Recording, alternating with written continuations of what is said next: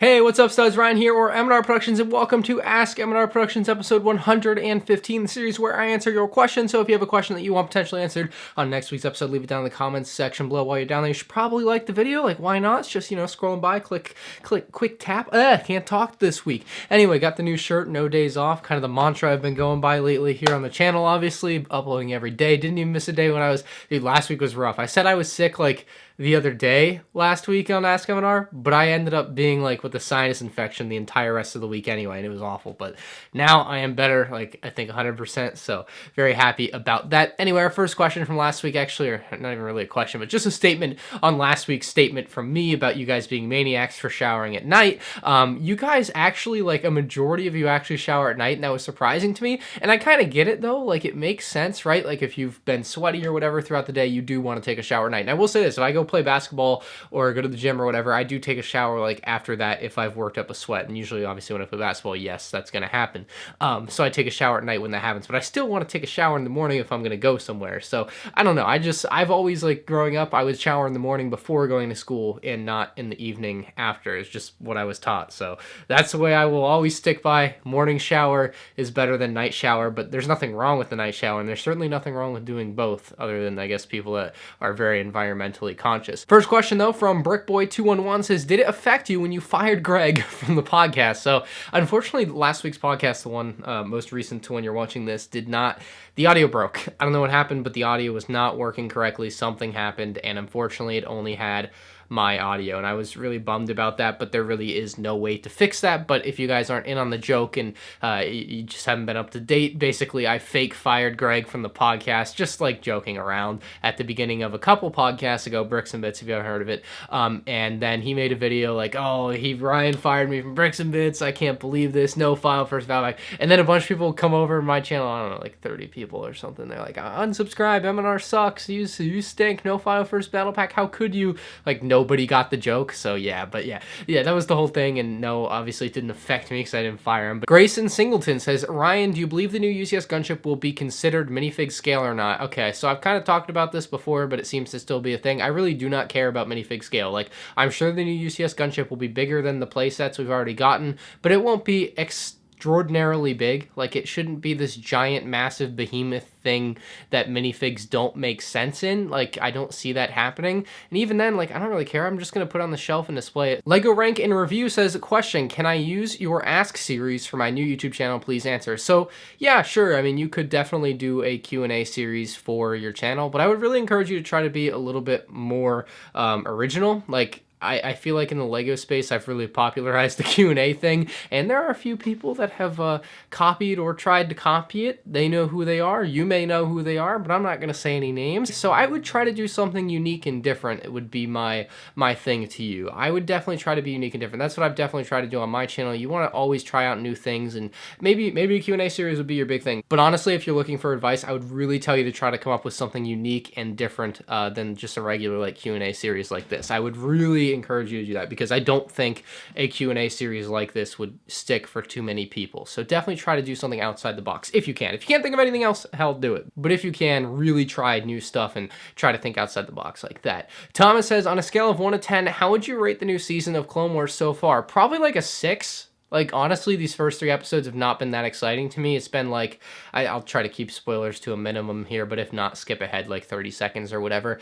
Basically, it's oh my god, my friend is gone. Let's go find him. Oh, we found my friend. Oh, these villagers have to help us defeat the droids. Oh, the villagers helped us defeat the droids. It's oh, the villagers always help you defeat the droids. I don't care about the small planet villagers. It's great world building, but it's always the same story arc where the villagers help have a victorious day, and it's I don't know, not a fan of that storyline anymore, so it doesn't quite work for me now that I'm 22 as opposed to when I was 12. Just not feeling it anymore, so yeah, not huge on the new season of Clone Wars yet. We'll see what the final, I don't know how many more episodes there are, but whatever these next few episodes have, and maybe it'll be a little bit better than these first 3 that I've watched so far. Rolo Polo says, hey, so I recently found a good deal for a retired Lego set I've been wanting on eBay, and it's used. However, it doesn't come with the minifigs. Is it worth paying $30 more for the 5 minifigs that come in the set? Should I just buy the set with no minifigs for a better price? So that is an impossible question to answer, given I don't know if what the minifigs are. Like, if it's a Chrome Vader or Gold C-3PO, like if those are the minifigs in the set, obviously $30 is a big deal for those minifigs, and you should buy them for $30.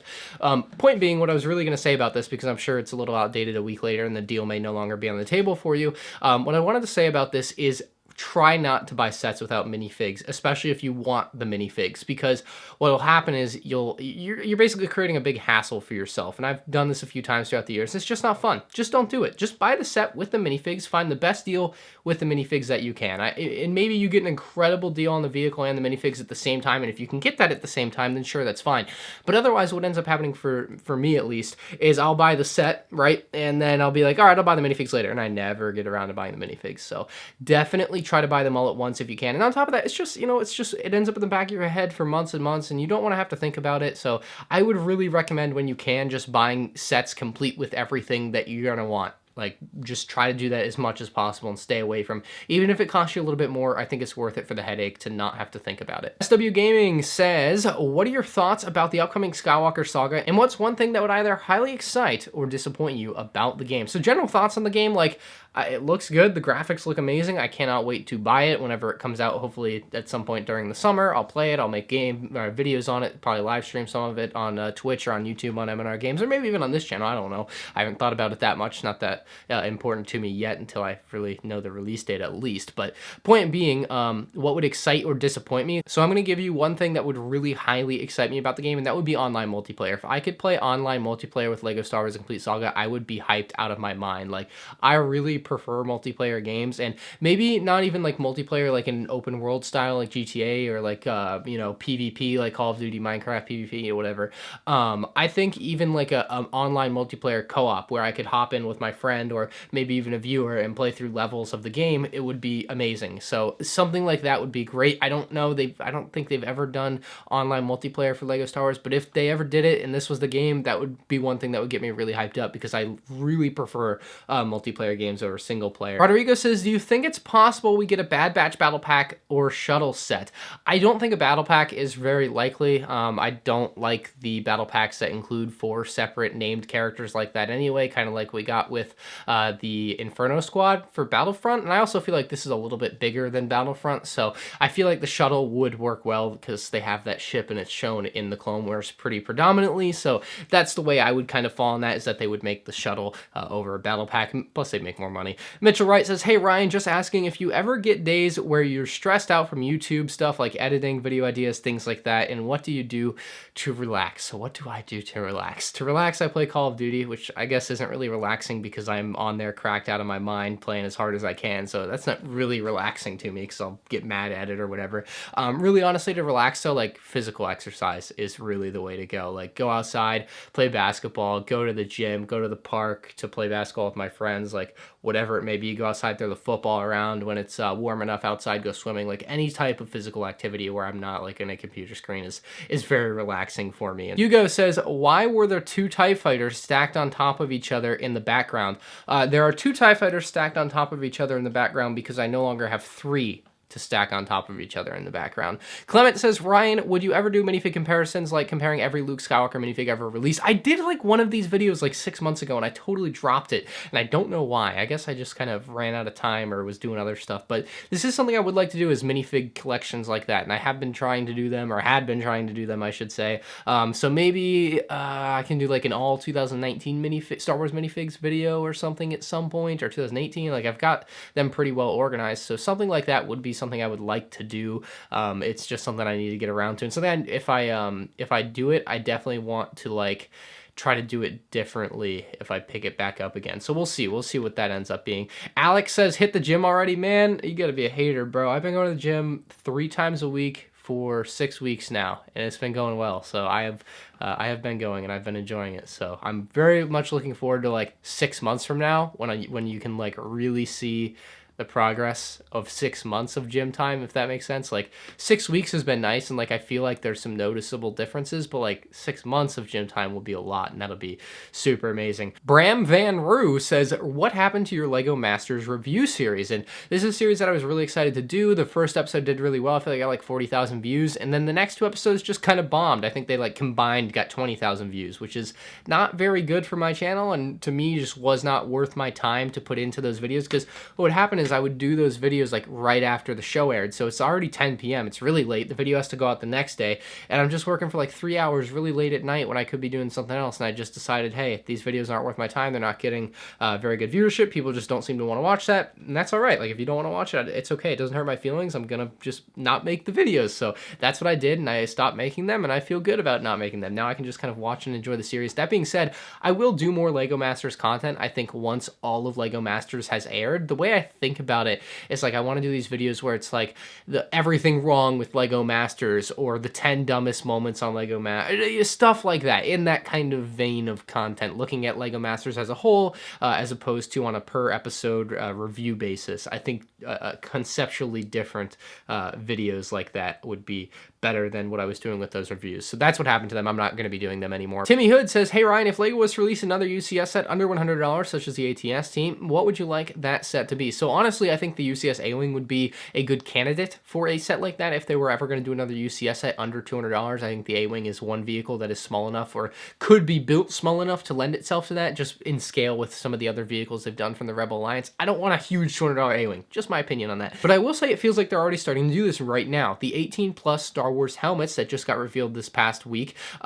are looking like basically that. They are display sets for adult collectors, and they're not UCS branded, but they're kind of in the same vein where they are built not for play, but for display, and I really like seeing that. So these are really nice little display sets, obviously just helmets right now, but potentially in the future we could get different things in that kind of same range, but probably just more helmets, honestly. It's an adult line, 18 plus, so probably going to be very original trilogy centric, but maybe we'll get a few prequel trilogy or sequel trilogy items throughout the years if this line continues to be a thing, which I'm not 100% sure if it will. I'm sure if they sell really well, it will continue to be a thing, but we'll have to wait and see. Phantom Soldier 07 says, hey Ron, I got a question for you. If you were to have any wave of Lego Star Wars sets from any year come back, what would it be? I think that episode 3 wave from 2005 is my answer. That early 2005 wave, especially because that Imperial Shuttle I didn't get, I would go back and buy that. That's the wave I would love to see them. If they were ever to just like straight up re-release a wave, I would go buy so many of those sets from episode 3 and even that Imperial Inspection. I don't know if the TIE, maybe the Sandcrawler was part of that. There was some other sets in that wave of sets, but like definitely those episode 3 sets from early to mid 2005 were just some of my favorites. All Luck says, thoughts on the Warzone trailer. So Call of Duty Modern Warfare has its own separate thing now called Warzone. It's a battle royale, if you guys don't know, and I'm going to be posting, or at least I plan to post videos of it on my M&R Games channel, and I'll be streaming it on Twitch, perhaps right now as you're watching this video. So if you want to check that out, they'll both be linked down in the description below, and you can catch me live whenever I'm live, turn on notifications on Twitch or whatever if you don't want to miss it. But Warzone looked pretty good. I'm going to play it. I don't know if I'm going to enjoy it. I have not very much enjoyed Modern Warfare to this point, although more recently in the last week or so I've been playing a little bit, kind of enjoyed it, but I don't love the movement in the game. It's just not my style. I have really thoroughly enjoyed Call of Duty Blackout on Black Ops 4. I really love that game. It's probably my favorite Call of Duty experience ever, and I find it hard to believe that Warzone may top that for me, because Blackout is just so good for me and my personal play style that I just don't think Warzone could top that. But thoughts on the trailer, like, it looks like a fun mode. I've watched a bunch of gameplay from Drifter at the time of recording this. I haven't played it myself, but it looks fun, and I'm definitely going to give it a try, and it would be fun to play with fans. We'll see. I don't know how that would all work, but that would also be a thing I might be open to doing, but again, we'll have to wait and see. Ryan says, before you became a YouTuber, what did you want to be when you grew up? I used to want to be a baseball player. That was my thing. Yeah, definitely used to want to be a baseball player. Stopped playing baseball probably like 5 years ago now, maybe 6 years ago, something like that. It's been a while since I've played baseball, but yeah, definitely used to want to be a baseball player. I never had really anything else in mind that I can remember, so baseball player is my answer for that. Lil Bite says, it seems as if you go to Disney Springs in many of your videos. Do you enjoy driving there all the time, or do you hate it? I'll be honest, I do not love driving very much during the day. I think day driving really kills me because I have eye floaters and I'll see them like in the sky, and like if I move my eyes slightly, they become very apparent all of a sudden, and that's not fun when you're driving and you need to like constantly be like, you know, you got to check your mirrors, got to look at this car, that car, make sure there's not a police car up there so you can slow down if you're speeding. I'm kidding. But yeah, sometimes I'll wear like 2 pairs of sunglasses. Not ideal. Obviously, it's a little over an hour for me to Disney Springs though, and I don't really enjoy that either. I mean, that's just a bit of a distance to go to the Lego store all the time. Funnily enough, I'm going tomorrow, so I can report back again whether or not I enjoyed that, I guess. But yeah, I mean, it's a bit of a haul, and it is something I would consider when I do eventually move out, is how far I will have to drive to a Lego store, because I do want to be closer to that. But I also really like the area I live in now, so it's kind of a tough decision for me. Do I love it or hate it? Just kind of in the middle. Just, not down, not up, but about here. So, I mean, it's an hour plus drive, and it's not that bad. I'll just put on a podcast and listen to that, and I'll be fine. But the last order says you should make a series looking back at your previous Lego Star Wars rumors and see how close you were. I almost did this last couple years. I was going to do them as like yearly in review videos. So like say 2020 ends, right? And I would be like, at the end of 2020, I'd do this video and be like, hey, for all of 2020, what did I get right and what did I get wrong? Looking at what basically looking back 2 years from that point, to see what I was reporting from like earlier the previous year, right? To see what I was talking about 2020. And the reason I'm not going to do that is because it's a lot of work and more so because I don't think it's that important. I think I'm probably like at a 95% accuracy. I try to be as accurate as possible, and I just don't think it's that important for me to know exactly how accurate I am with the rumors. I feel like I'm very accurate. I try to report only true stuff. Obviously I can't because they're rumors and sometimes they turn out to be untrue, but I mean, off the top of my head, there's only like 3 things from recent years that I can think of that I've gotten just blatantly wrong, and that would be the Resistance transport pod coming summer 2019, never came, or summer 2018. V19 Torrent, summer 2018, never happened, as well as a UCS Super Star Destroyer re-release in like 2017. I was an idiot for falling for that one though, because that was so soon after its release. That was dumb. But yeah, those are the only 3 like within the last 5 years I can really think about that I got blatantly wrong. Although I know there was like a list of like early 2019 sets, and I even said in the video, I'm like, I know this list is BS, but I'm gonna put it out here anyway, because I don't know, who knows, but I was like, very obviously this probably isn't real type of list. So I don't know, I don't think it's that important for me to know, but I've definitely had that idea that you bring up before, and that's why I thought it was an interesting question to answer. But anyway, guys, that is it for Ask MandRproductions episode 115. If you have a question for next week's episode, put it down in the comments section below, and it may get picked. See you all next week. Peace out.